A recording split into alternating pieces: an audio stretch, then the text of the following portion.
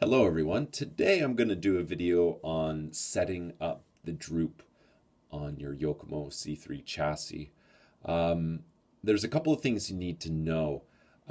When you are setting, the droop, the ride height, whatever settings you're doing on the car, you want to make sure that the tires that you're doing all these setup adjustments on, that the diameter of these tires are going to be the same diameter as when you put this car out on the track.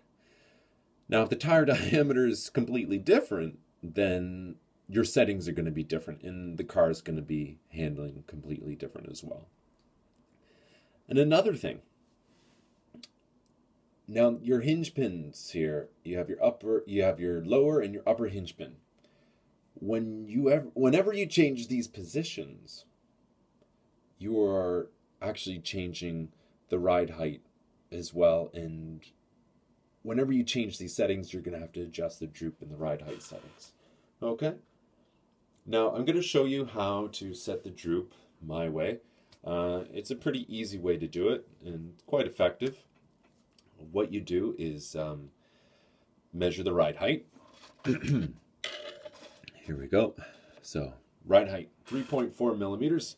And then this is what I do, is I put my fingers on the top of the tires, and then I put my thumbs underneath, or just on the edge of the front chassis, and I just pop up the chassis a little bit, and I just slide the gauge underneath. All right, so there we go. It should be 4 millimeters. I just didn't raise it up high enough. So the ride height was 3.6 millimeters. And when I raised the chassis up, it stopped at 4 millimeters. So there's a difference between 3.4 and 4 millimeters, and that is 0.6 millimeters. So I have 0.6 millimeters of droop.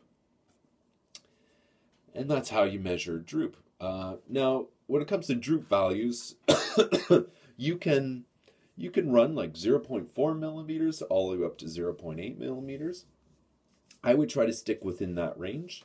And what's really important is to make sure that the droop on the one side is equal on the other side. If not, the car's not going to handle right. It might spin out.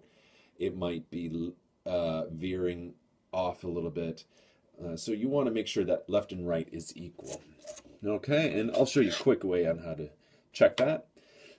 Excuse me. What you want to make sure is that all the tires are off. But for the purpose of this video, I'm just going to quickly show you how I do it. So this is a 10 millimeter block.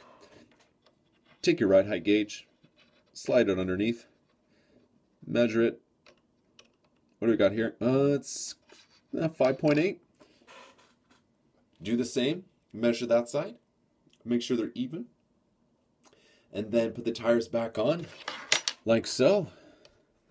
And then go ahead and check the droop again. And ideally, it should be the same. If not, you can just adjust.